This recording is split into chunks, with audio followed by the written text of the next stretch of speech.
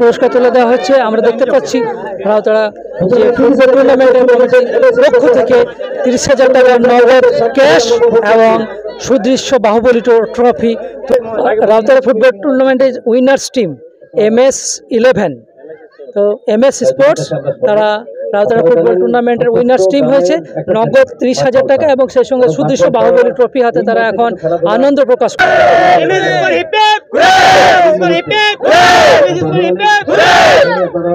এই যে রাউতাড়া ফুটবল টুর্নামেন্টে জয়ী হওয়ার পর কেমন লাগছে? আমাদের অনেক আনন্দ লাগছে। আজকে অনেকদিন পর ফাইনাল খেলছি। অনেক রাউতাড়া এরকম টুর্নামেন্ট আয়োজন করার জন্য আমরা অনেক অনেক ধন্যবাদ। এখানকার কমিটির ব্যবহার আয়োজন কেমন? হ্যাঁ, অনেক ভালো। এখানকার কমিটির ব্যবহার সবকিছু, লাইসম্যান, রেফারি, এখন দর্শক বিন্দুকে জানাই সব থেকে শুভেচ্ছা যে এরকম ভাবে টুর্নামেন্ট করার জন্য। মাঠ পড়ছে, তাই না? মাঠ পড়ছে। অর্থাৎ তো আপনারা এর আগে কোথায় কোথায় খেলেছেন বা চ্যাম্পিয়ন হয়েছেন একটু বলবেন? আমরা বড়াতে রানার্স হয়েছিলাম 35,000 টাকা, রামপুরহাটে আমরা রানার্স হয়েছিলাম 40,000 টাকা এবং এটা চ্যাম্পিয়ন হলাম। আর এর আগে আমরা চার জায়গাতে আমরা লস হয়েছি। এই যে রাউতাড়ার মতো জায়গাতে এসে আপনারা চ্যাম্পিয়ন হলেন, তার অনুভূতিটা কেমন লাগছে? অনুভূতি ভালোই লাগছে যে পরে যখন খেলা হবে তখন নিশ্চয়ই আরো ভালো দল করবে, চ্যাম্পিয়ন হবে, এরকম একটা অনুভূতি যাচ্ছে। অসংখ্য ধন্যবাদ MS স্পোর্টসকে।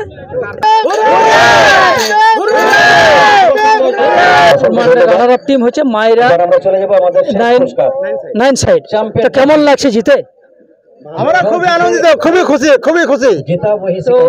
এখানকার কমিটিদের সম্বন্ধে কি বলবেন? এখানকার কমিটিও অমায়িক, অসাধারণ। এরা খুবই ভালো, খুবই হেল্প করেছে। প্রথম থেকে শেষ পর্যন্ত আমাদেরকে সাহায্য করে গেছে, তাদেরকে অনেক অনেক ধন্যবাদ। তো প্রথমে আপনার নাম এবং পরিচয়টা একটু বলুন। আমার নাম মোহাম্মদ আমিনুল হক।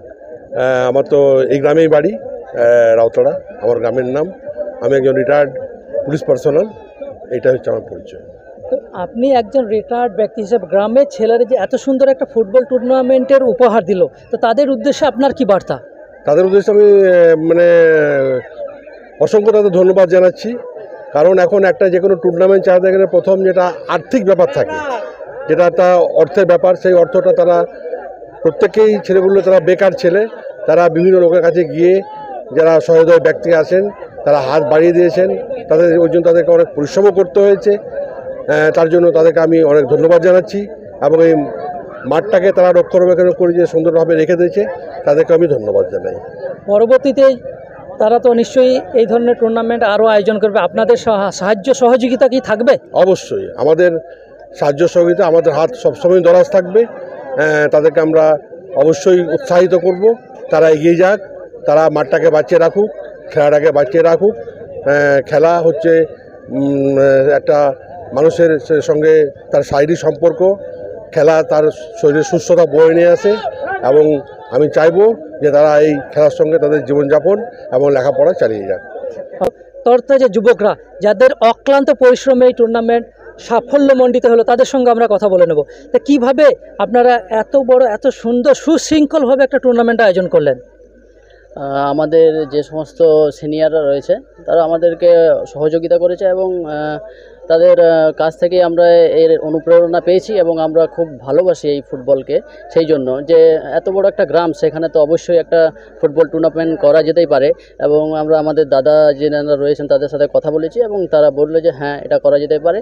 আর তাদের সহযোগিতাতে এটা আমরা আজকে সাফল্যতার স্তরে এনে দিতে পেরেছি এবং তাই খুব আনন্দ হচ্ছে আজকে ফাইনালটা কমপ্লিট হওয়ার পর। এত বড় টুর্নামেন্ট আয়োজন হলো, কোথাও কি কোনো খামতি ছিল বলে আপনাদের মনে হচ্ছে যে এইটু করলে একটু ভালো হতো, বা এই সাহায্য সহযোগিতা পেলে আমাদের টুর্নামেন্টটাকে আরও বৃহত্তর পরিসরে নিয়ে যাওয়া যেত?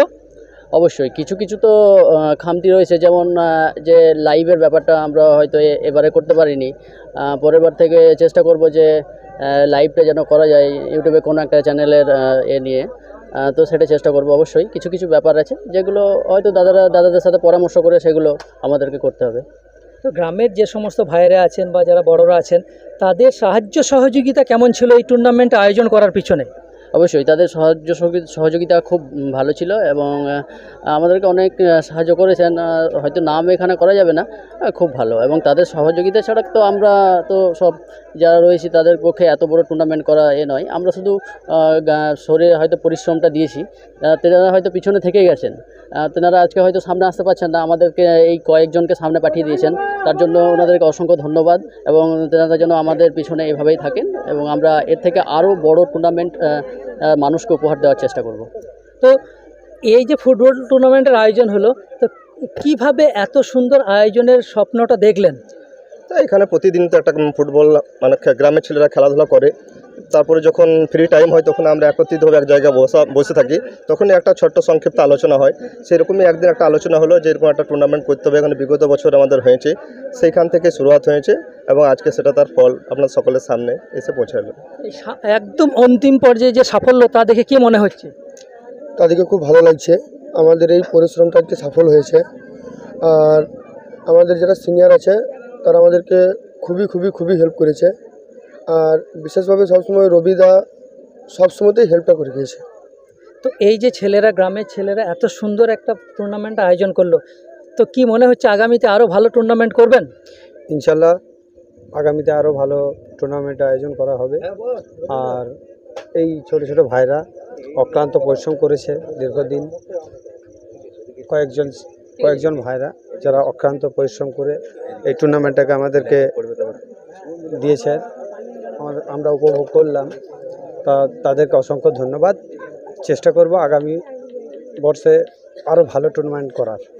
আমরাও আশা রাখবো এই রাউতাড়া যুবগোষ্ঠী যে সমস্ত ছেলেরা বা রাউতাড়া ফুটবল টিমের যে সমস্ত ছেলেরা অক্লান্ত পরিশ্রম করে এত সুন্দর একটা ফুটবল টুর্নামেন্টের আয়োজন করেছেন, আগামীতে এই টুর্নামেন্ট সুন্দর থেকে সুন্দরতর হবে এবং সেই সঙ্গে কিছু ফরেন প্লেয়ারদেরও আমরা আশা রাখবো। ধন্যবাদ রাউতাড়া ফুটবল গ্রাউন্ড থেকে। চলো ভালো কিছু ক্যামেরায় আমি ইমতাজ এবং আমার সঙ্গে সাজ্জাদ।